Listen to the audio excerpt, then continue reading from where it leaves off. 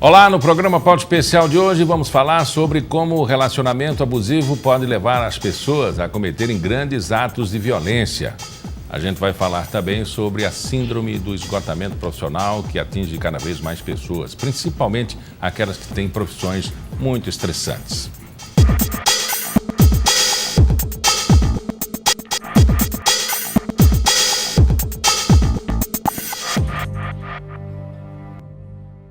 Existem profissões que levam um nível de tensão emocional e estresse crônicos. Essa situação é conhecida como síndrome de Burnout ou síndrome do esgotamento profissional. Para explicar como essa doença atua no comportamento dos trabalhadores, eu converso agora com o psicólogo Aloísio Costa. Agora, é uma síndrome nova, estudada há bastante tempo, mas nem tanto difundida assim, né? Verdade. Ainda se fala muito pouco sobre a síndrome de Burnout, ou de burnout, como queiram chamar, né? Mas o ponto crucial é que cada vez mais a gente tem percebido que as pessoas têm experimentado e passado por esse esgotamento que a gente chama de psicofísico no ambiente de trabalho. Nós temos avançado muito com relação a essas relações de trabalho, a observação da cultura, a observação do vício, a observação de algumas características do comportamento humano que se tornaram doença, como o alcoolismo, por exemplo. Antigamente as pessoas eram colocadas para fora e de um dado momento para cá se passou a respeitar muito o vício das pessoas ou a doença. A síndrome desse esgotamento, ela aparece como na ciência? Ela aparece com pesquisas e vai apontando o que antes se entendia como uma estafa, um desgaste do funcionário e que muitas vezes levava o funcionário à queda de produtividade e, consequentemente, a empresa entendia que ele não era mais útil para a empresa.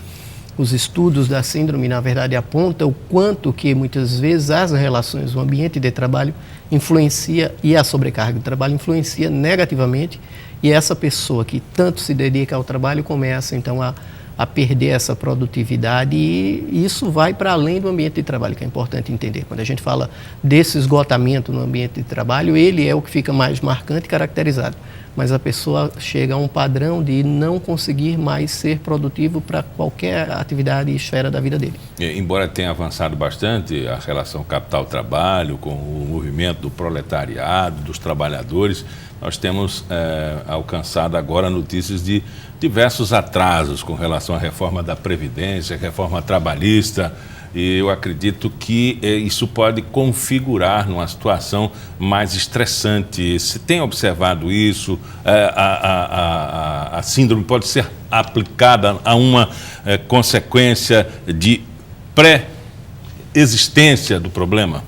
Pode sim, e há estudos que já fazem isso em outros países. Acredito que o Brasil deva acompanhar essa tendência e verificar essas questões trabalhistas com essas mudanças e as indefinições aqui. Isso gera, assim, principalmente não só para a pessoa com a questão do trabalho em si, mas para a pessoa no contexto socioeconômico num todo dela, e que isso acaba gerando uma série de complicações, né? A gente tem aí certos apoios, sindicatos participando, pesquisadores tentando cada vez mais identificar e apontar, mas a gente ainda encontra muita dificuldade na prática que a gente vê dentro das empresas. Muitas vezes as próprias pessoas de gestão acabam não acreditando que aquele tipo de trabalho, que aquele tipo de ambiente está sendo nocivo, porque acaba sendo um adoecimento para o trabalhador, né? E acabam não conseguindo entender como podem criar sistemas dentro do trabalho, não só com lei, mas também com outras ações de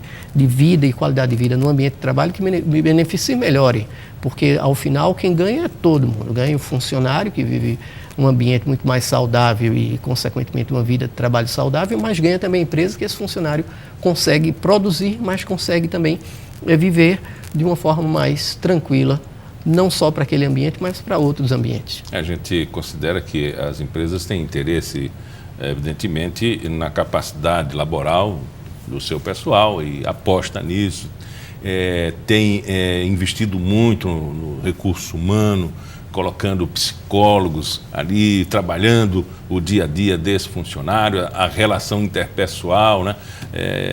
A disponibilidade dos móveis, os eventos com a classe trabalhadora, com o seu o seu funcionário. Agora, tem outras que não estão nem aí. Evidentemente, nem para eles isso não existe. Né? Na verdade, o que a gente vive é uma condição meio dúbia. A gente tem empresas numa era, num olhar bem promissor para a relação trabalho-ser humano, e a gente tem empresas que a gente pode dizer que ainda estão no modelo muito Taylor e fordista e que não conseguiram vir a se atualizar e pensar nas novas tendências. Então, esse desequilíbrio na compreensão da relação homem-trabalho acaba influenciando muito. A gente vai ter aquelas empresas, sim, que têm sistemas de trabalho que são muito positivos para a qualidade de vida no trabalho, e a gente vai ter outras que não. Essas que ainda não conseguem ter um olhar muito atual e para o futuro, essas acabam em si prejudicando muito. E outro ponto importante quando a gente pensa nisso é pensar no quanto a gente vem avançando, sim, com CIPA, com leis que ajudam, com a cabeça de empresários e gestores que vem melhorando, mas o quanto ainda a gente tem muito a avançar para melhorar isso em relação a funcionário. Porque o que a gente acompanha na prática do desgaste no burnout é muito sério. A gente chega a identificar quadros bem severos de depressão ao final de um burnout, que não é só o desgaste físico e psicológico do trabalho, é o funcionário entrar em um quadro depressivo que, se já precisava de um apoio lá no começo, muitas vezes não é percebido, quando chega a um quadro depressivo a gente encontra a coisa de uma forma mais severa e crônica e que poderia ter sido visto lá no começo. Eu imagino que muitos já foram, inclusive, demitidos, milhões de trabalhadores que poderiam ser melhor avaliados através de uma teoria, de uma filosofia de trabalho, de um conhecimento científico, né? Agora, Luiz, como é que o trabalhador, talvez ele identifique melhor a falta de incentivo, de vontade dele, enfim. Mas como é que a empresa identifica isso? Como é que ele pode ser identificado para ser trabalhado com a síndrome de burnout? É preciso um olhar muito apurado, principalmente daquele que está direto, que é o gestor, que está direto com o funcionário, perceber as nuances da diferença de humor, da diferença de produtividade desse funcionário e, a partir daí, sinalizar para recursos humanos, para a questão de saúde do trabalho, para que possa melhor avaliar. Hoje temos ferramentas científicas de avaliação para identificar precocemente quadros de ansiedade e depressão e outros quadros de estresse no ambiente de trabalho, que nos dá o sinal de que o burnout já começou a se instalar e poder já intervir o mais cedo possível. Mas o cuidado principal é começar a perceber que aquela pessoa ela já não está mais se comportando, e não é só em termos de produtividade, mas na relação com os colegas, na forma como ela se dirigia dentro do ambiente todo de trabalho, e ela começa a mostrar que ela já não está mais, vamos colocar de uma forma bem simples, já não está mais tão alegre com o trabalho, tão feliz como ela lá atrás estava. E esse é um primeiro indicador. Mas também pode ser um problema dele, não do ambiente, né? Como chegar a essa identificação? A relação hoje do líder, da pessoa que está ali frente, conduzindo a equipe, na relação interpessoal, nesse olhar bem humano, é o ponto crucial, porque ele vai perceber que algo não está dentro do comum, do habitual. Ele, a partir de uma conversa com o funcionário, ele vai identificar o que seria essa problemática e passar então aí a bola para os profissionais que atuam na área de saúde do trabalhador, para que eles possam melhor então verificar como auxiliar. De repente a gente está diante de outras problemáticas sim, que não é diretamente um desgaste do ambiente de trabalho em si, das relações do trabalho ou do sistema de trabalho, mas que está interferindo sim. Quando se trata disso, ok. Mas quando não, esse primeiro aspecto que não é caracterizado, ele pode ir intensificando e ele pode ir abrindo o caminho para um burnout se instalar. Vamos pontuar algumas situações aqui, até para a gente identificar melhor, porque às vezes o telespectador, mas o que é isso? O que é o burnout? O que é? O trabalhador, ele está na hora do trabalho dele, ele fica atrasando para chegar, às vezes um pouco atrasado para não encontrar um colega, e aí ele dá boa tarde ou bom dia, ninguém responde, mas chega outra pessoa e todo mundo alegre com aquela pessoa. Isso pode identificar já um início aí de um problema? Pode sim. É importante prestar atenção a esse sinal e ao sinal de que, se eu ia antes para o trabalho, todo dia acordava feliz E quando eu começo a viver a chamada síndrome da segunda-feira de forma muito intensa, quando eu começo a não gostar de ir trabalhar, quando eu começo a sentir que ir trabalhar para mim é um sofrimento, esse é um sinal. Outra coisa é como eu estou experimentando esse ambiente.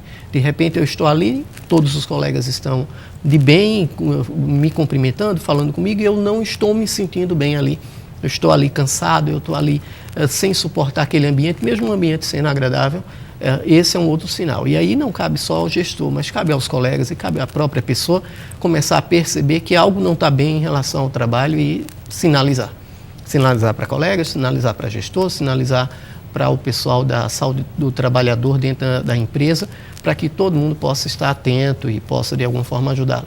Num caso como esse, é só o trabalhador que, identificado com esse princípio de síndrome, a instalação dela, que deve ser tratado, ou é o conjunto da empresa? Tem pesquisas que têm apontado que, na verdade, quando a gente identifica um trabalhador naquele setor com síndrome de Burnout já instalada, no geral, a gente encontra naquela mesma equipe de trabalho outras pessoas em algum nível da síndrome. É comum.